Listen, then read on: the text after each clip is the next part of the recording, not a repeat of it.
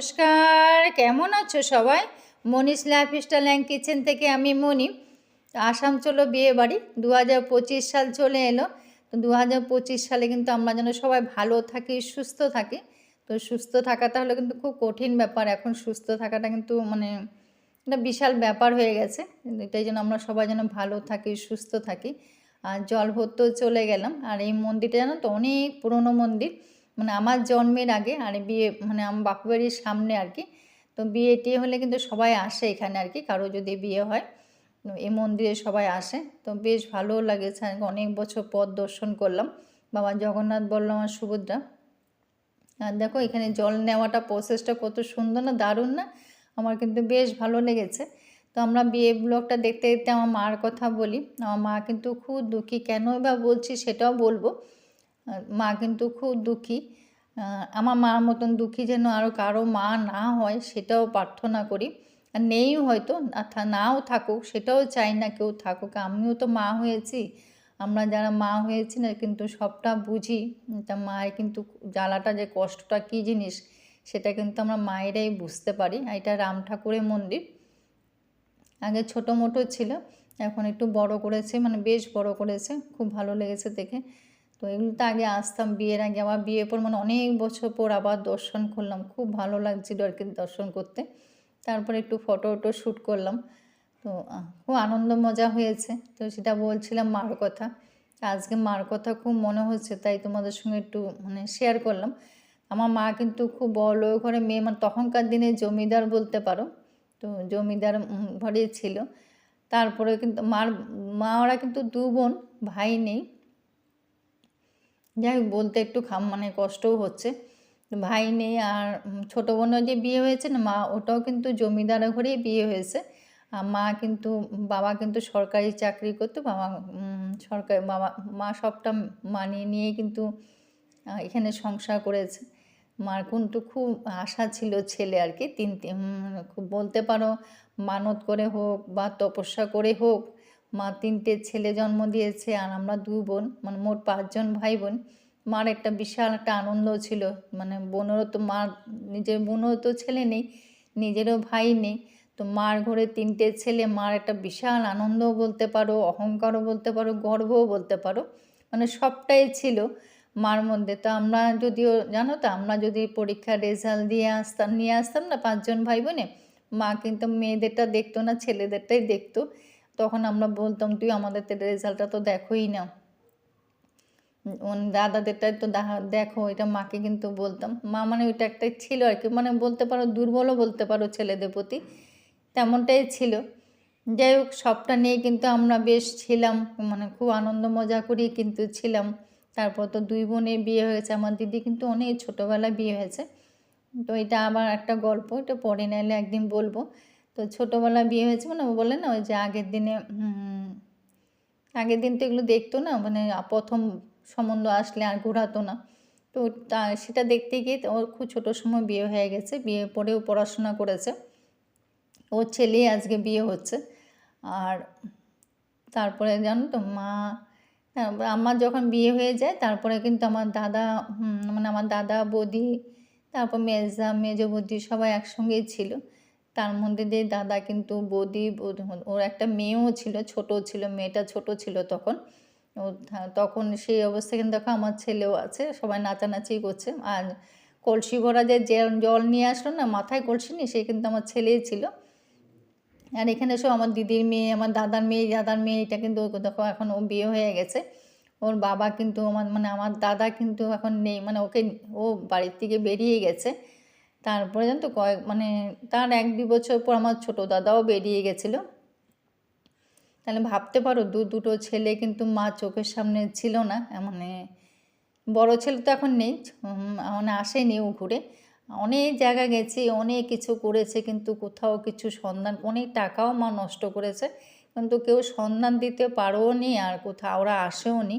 তারপরে দেখো এমনই যে কী মানে ভাগ্যটা আর কি দিদির ছেলে বিয়েও ঠিক হয়েছে, মানে বিয়ে ঠিক হয়েছে। আর তারপরে মানে আগের মাসে আমার ছোটো ভাইটা আর কি, ও হঠাৎ করে 18 বছর পর ও হঠাৎ করে চলে এসছে বাড়িতে, মানে 18টা বছর ভাবতে পারো 18টা বছর কিন্তু কম না, মানে এক একটা বছর যখন যেত না মার কিন্তু মা বলতো যে প্রত্যেকটা বছর কিন্তু আমার জন্য এক, নতুন বছর বলতে আমার জন্য কিছুই না। সেটা মা কিন্তু সবসময় বলতো একটা কথা, যখনই নতুন বছর আসতো না তখনই মাকে ফোন করলে কিন্তু মা একটা কথাই বলতো, তো যে নতুন বলতে আমার কিছুই নেই, আমার সবটাই এক। যাই হোক, মাকে অনেক সান্ত্বনা দিতে তো পারতাম না, ওকে বোঝাতাম, কিছু তো করার নাই। এটা আমার দিদি ছেলেকে এখন হলুদ দিচ্ছে গায়ে, তো আমার জামাইবাবু কিন্তু নেই, তো মার কষ্টটা এবার ভাবতে পারো।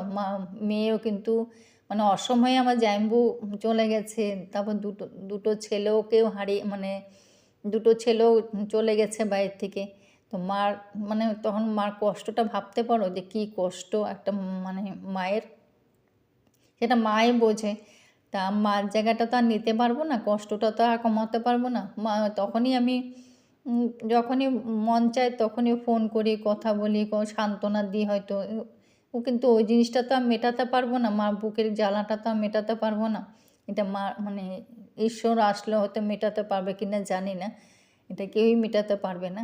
কিন্তু 18 বছর পর যখন ছোটো ভাইটা আসলো না, এমনই দেখো কপাল, ও একেবারে মানে এখানে আসার পর অসুস্থ হয়ে গেছে। তারপরে ওর মানে অসুস্থ বলতে কি, ওর পায়ে একটা ফোড়া হয়েছিল, ফোড়াটা ও কিছু দিয়ে হয়তো একটু করেছে, ওটা সেপটিক হয়ে পাটা এখন মানে কাটা পড়েছে, মানে হাঁটুর নিচে 4 আঙ্গুল বাদ দিয়ে কিন্তু পাটা কাটাও পড়েছে। তো এখন সবটাই হয়ে গেছে, অপারেশন টপারেশন হয়ে গেছে, হয়ে এখন বাড়িতেও আছে। কিন্তু চিন্তা করো তো মার যে কষ্ট, আর এখানে অনেক কিছু হয়েও গেছে, বিয়ে জল ভরা, তারপর সিঁদুর খোলা, সবটাই তোমরা দেখতে পাচ্ছ।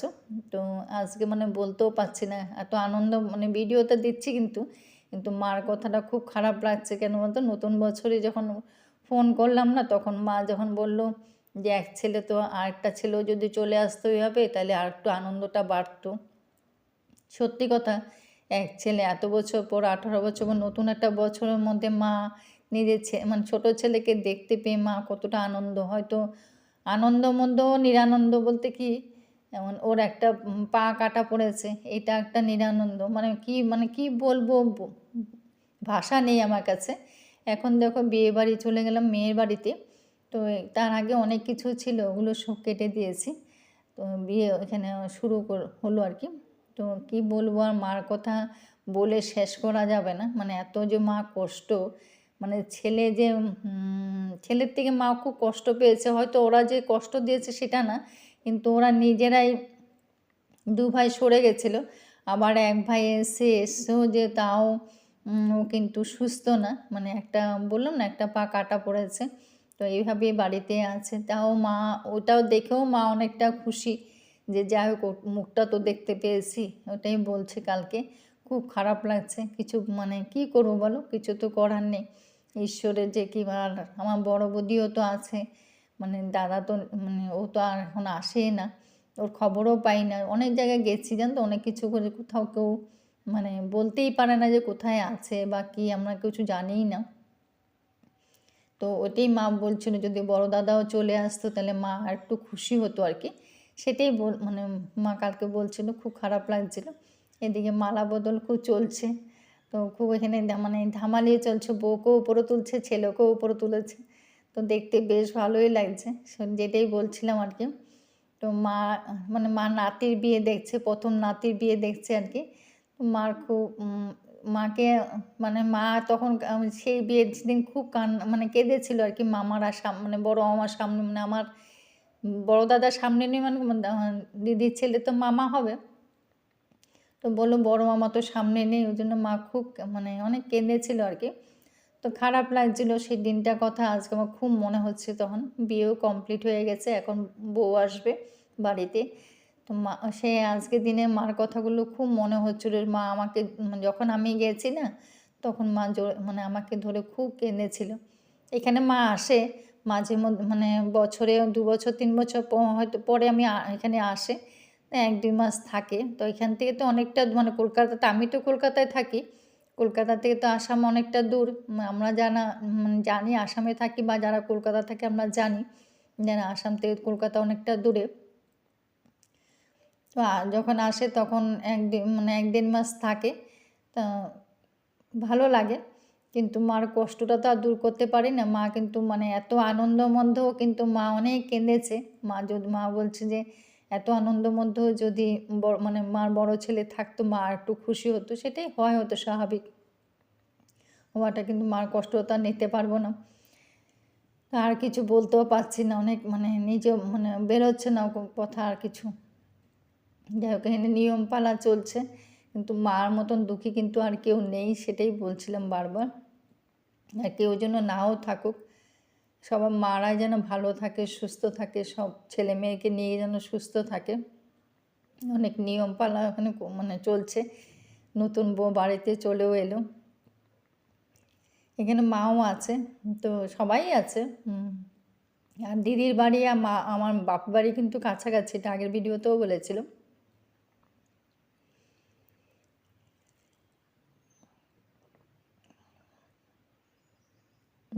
নিয়ম পালা অনেক রকম নিয়ম আছে, তো এই নিয়মগুলো হয়তো সাধারণত সবারই থাকে।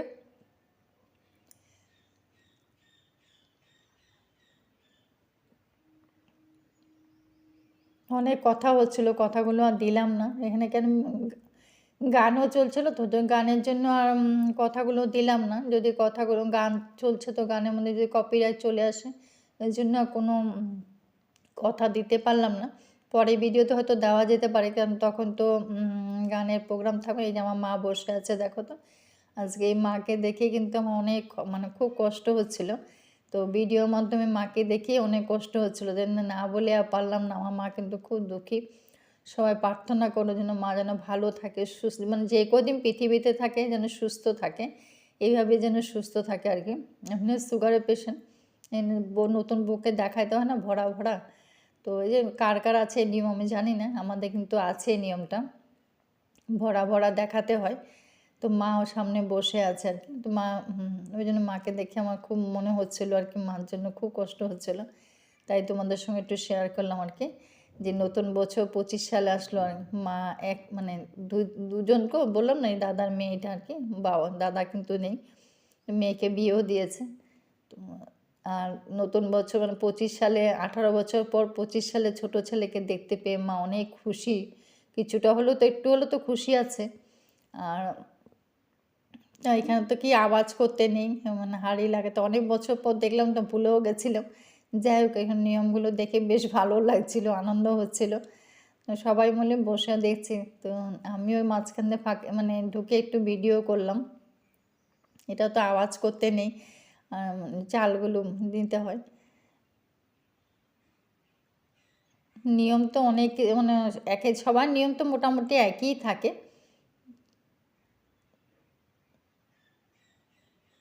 দেখে মনে হচ্ছিল না আমরা তো এই নিয়মগুলো করেছি, অনেক বছর হয়ে গেছে। কিন্তু আমার ছোটো ভাই বিয়ে দেখতে পারেনি, বিয়েতে আসেনি, কেন বাড়িতে মানে তখন ও হাসপাতালে ছিল, তো ভালো করে তখনও শুকায়নি তো। আর ওরও সুগার ধরে পড়ে, মানে সুগারের জন্য ও এত মানে বাড়াবাড়িটা হয়েছে আর কি। সুগার যে ছিল শরীরে বুঝতেই পারেনি, তার জন্য ও পাটা মানে বিশেষ করে কাটা পড়েছে আর কি। নাহলে যদি বুঝতে পারতো, মানে বাইরে ছিল তো, সুগারটা আছে আর পায়ে ফোড়াটা হয়েছে, ফোড়াটাও বুঝতে পারেনি, ও এভাবে ফোড়াটাকে সেফটি পিন দিয়ে ফুটো করে দিয়েছে। তো ওটার থেকেই পাটা পুরো মানে নষ্ট হয়ে গেছে। আর যখন ও এসছে তখন এই আমার মা দেখো আশীর্বাদ করছে, মানে বর কনেকে, নাতিকে আশীর্বাদ করছে। মা দুটোই নাতি, মানে আমার ছেলেও আমার নাতি, আমার না 3টে নাতি, ছেলে ঘরে একটা আর মেয়ের ঘরে দুটো, দুই মেয়ে ঘরে দুটো। আর ছেলে বউকে বালা দিয়েছে, মা নিজের হাতের বালা নাতির বউকে দিয়েছে আর কি। এভাবে মা সবাইকে একটা একটা করে মার গয়নাগুলো সব দিচ্ছে আর কি একটা, আর নাতিকে টাকা দিয়েছে কিনে, তারপর দেখাতে বলছে। তো কথাগুলো দিলাম না, তাহলে মার কথাগুলো শুনতে পেতে, দিলাম না কেন বলো তো, বললাম না গান চলছে পিছন দিক দিয়ে, আর দিক দিয়ে কথাও হচ্ছে। আর এটা হলো আমার দিদির মেয়ে, ওরাও এক ভাই এক বোন, মেয়ের বিয়ে হয়ে গেছে। আর মেয়ের বিয়েতে আমি আগে বললাম না যে যাইনি, ছেলের বিয়েতেই গেলাম। আমার মা বসে আছে দেখো, তো দেখে কিন্তু খুব খারাপ লাগছে যে আমার বর এবার আশীর্বাদ করলো, কানে বললাম না আমি কানে দিয়েছিলাম, তো কানেরটাই দিচ্ছে ওকে।